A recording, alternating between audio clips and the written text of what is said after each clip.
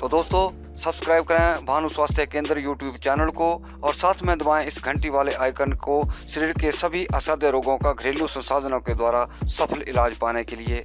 नमस्कार दोस्तों, आपका भानु स्वास्थ्य केंद्र में बहुत बहुत स्वागत। दोस्तों, इस मौसम में बरसात के अंत में या सितंबर महीने में जो अस्थमा का अटैक रहता है, चाहे वो एलर्जिक है चाहे किसी भी प्रकार का है, वो ज़्यादा रहता है। या खांसी का भी इस मौसम में ज़्यादा चांसेस होते हैं और सर्दियों में तो नज़ला खांसी होती ही है। और जो दमे के ऊपर बात आती है तो दोस्तों, दमा जो होता है वो निमोनिया से बिगड़कर होता है। शायद मैंने पहले भी वीडियो डाला था। जैसे हमारे छोटे छोटे बच्चे होते हैं, उनको कई बार बार निमोनिया हो जाता है, बार निमोनिया हो जाता है। तो कारण वही है कि जैसे हम अपने बच्चों को जैसे गर्म कपड़े या ठंडे में रहते हैं तो पैरों से सर्दी लग करके सर्दी नज़ला जुकाम उनको हो जाता है।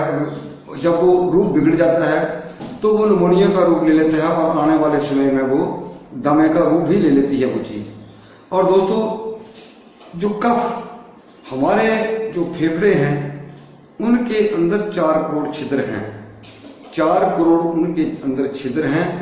बहुत सारे लोग खांसते रहते हैं, उतना ही कफ निकलता रहता है, लेकिन बहुत सारे लोगों का मानना है कि कफ कहाँ से तैयार होता है। दोस्तों, कफ ये है कि जो हमारा खून है, हमारी जो चर्बी है, वो पिघल कर कफ के रूप में हमारे लंग्स के अंदर आ जाती है और उसी का कफ बन जाता है और हमारा शरीर जो है वो सूखना शुरू हो जाता है।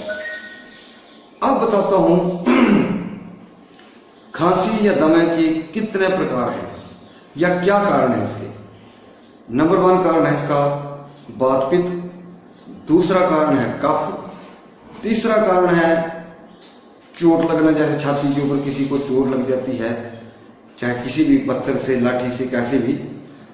और चौथा कारण होता है टीबी, जिसको हिंदी में कहते हैं क्षय रोग। तो ये जो 4 प्रकार मैंने आपको बताए, तो इसका आप इलाज जो है वो कैसे करें। दोस्तों, मुझे कल भी किसी ने बताया कि भाई कोई ऐसी आयुर्वेदिक दवाई बताओ या दवाई बनाओ कि कोई भी जो कफ सिरप है बहुत सारे पी लिए, फायदा नहीं हो रहा, क्या करें। तो कोई अच्छा सा तरीके बताओ जिससे हमारी जो खांसी है या दमा जो है वो चला जाए। तो दोस्तों, पहले तो चलूँगा गोमूत्र से। जिस किसी को भी दमा, खांसी, लंग्स प्रॉब्लम है, वो गोमूत्र पीना शुरू कर दे, क्योंकि गोमूत्र के अंदर सोने की क्वांटिटी पाई जाती है और सोना जो है वो हमारे फेफड़ों के लिए बहुत ही जबरदस्त चीज है। अगर उसके अंदर छोटे मोटे हल्के घाव आ जाते हैं या उनमें जैसे कई बार फेफड़े गलना शुरू हो जाते हैं, तो गोमूत्र उसके लिए बहुत ही एक मेजर दवाई है, जबरदस्त दवाई है। दूसरे नंबर पर आती है बकरी का मूत्र। आपने बहुत सारे गांव में या शहरों में भी सुना होगा कि जब किसी बच्चे की या किसी वृद्ध की खांसी नहीं घबराती है तो उसको बकरी का दूध पिलाया जाता है। और बकरी का दूध बुखार में बहुत फायदेमंद है। तो बकरी का दूध जो है वो हर दमे, हर खांसी के रोगी के लिए बहुत जबरदस्त है। तीसरा, जो आयुर्वेद के प्राचीन ग्रंथ हैं, तो कहा गया है कि नर के मुकाबले मादा का जो मूत्र है वो ज़्यादा इफेक्टिव होता है, गुणकारी होता है। जैसे बकरा है तो बकरा का मूत्र नहीं लेना है, वो उतना गुणकारी नहीं है, तो बकरी का मूत्र लीजिए। जहाँ बैल है, बैल का भी गुणकारी है, लेकिन गाय का जो है वो बहुत ज़्यादा गुणकारी हुआ, क्योंकि शास्त्र इसको प्रमाणित कर चुके हैं कि जो मादा मूत्र है वो बहुत ज़्यादा गुणदायक है, गुणवान है। तो इस चीज़ को आप कर सकते हैं। अब जो इन चीज़ों को नहीं कर सकता, या 1-2 चीज़ें मैं और बता देता हूँ कि नुस्खा क्या है।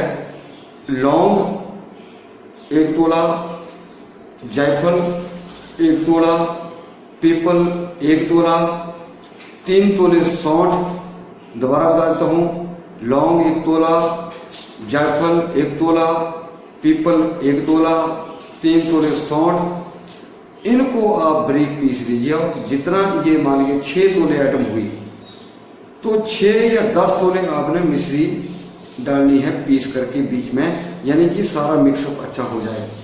और इसको आप थोड़ा थोड़ा ऐसे चाट लीजिए, चाहे शहद के साथ ले लीजिए, चाहे ऐसे ही इसको थोड़ा सा चाट लीजिए ऊपर से, चाहे आप गुनगुना पानी पी लीजिए। एक नुस्खा खांसी दमे के लिए दोस्तों, ये तमक श्वास। तमक श्वास किसको कहते हैं? तमक श्वास उसको कहते हैं दोस्तों के मतलब जो दमे वाला मरीज है उसकी छाती मतलब ऐसे ऐसे आगे पीछे होती है और उसको सांस लेना कठिन हो जाता है, उसको बोलते हैं तमक श्वास। तो ऐसे तमक श्वास को रोकने के लिए दोस्तों बहुत ही जबरदस्त नुस्खा है। आपको जो स्टीरॉइड दवाइयाँ दी जाती हैं, इनहेलर दिए जाते हैं, उससे आपसे फेफड़े स्वस्थ नहीं होंगे, उससे फेफड़े और कमजोर होंगे। और ये जो मैं आपको तरीके बता रहा हूँ, इससे आपके फेफड़ों में भी जान आएगी, ताकत आएगी। और जिसके फेफड़े कमजोर हैं उसको हार्ट प्रॉब्लम तो होगी होगी, और जिसको हार्ट प्रॉब्लम हो गई उसको शुगर भी हो सकती है, उसको पैरालाइज भी हो सकता है। ये बहुत बड़े कारण हैं। अब एक और नुस्खा बता देता हूँ, पीपल। ये सारे जो मैं आपको बता रहा हूँ ये आपको पंसारी की दुकान से चीजें मिल सकती हैं। हरड़ के पेड़ की छाल दोस्तों, हरड़ के पेड़ की छाल वो होती है जो त्रिफला चूर्ण में, जैसे हरड़, भेड़ा, आंवला, ये 3 चीजें पड़ती हैं, उसमें फल पड़ते हैं, ये इनका त्रिफला चूर्ण बनता है। जो हरड़ होती है उसके जो पेड़ का छिलका होता है वो लेना है। लेकिन आजकल क्या हो गया है कि हरड़ के पेड़ का जो छिलका होता है उसके अभाव में हरड़ का फल ही डाल देते हैं, जो उतना प्रभावकारी नहीं है।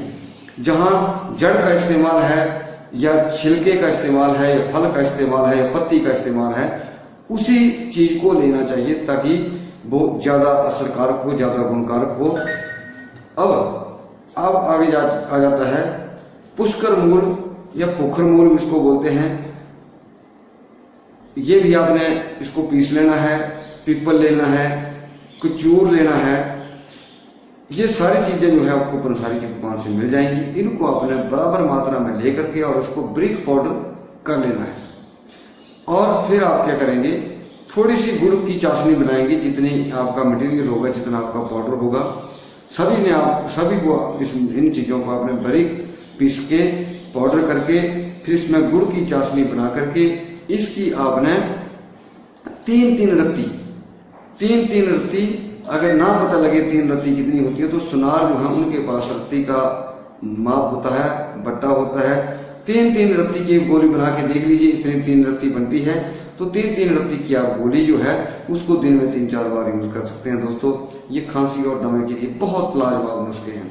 तो दोस्तों आजकल मैंने जो आज का जो मौसम है, आजकल के बाद जैसे सितंबर में, इस महीने में दमे वालों को ज़्यादा अटैक रहता है। और आगे सर्दी मौसम आपको पता ही है कि खांसी और उसका जुकाम का मौसम रहता है। तो अगर आप इसको करेंगे तो बहुत सारे मेरे माता भाइयों बहनों को फायदा रहेगा। तो उम्मीद करूंगा दोस्तों कि इस वीडियो को आप ज़्यादा से ज़्यादा लाइक करेंगे, ज़्यादा से ज़्यादा शेयर करेंगे और हमारा चैनल भी जरूर सब्सक्राइब करेंगे। आपका बहुत बहुत धन्यवाद। नमस्कार।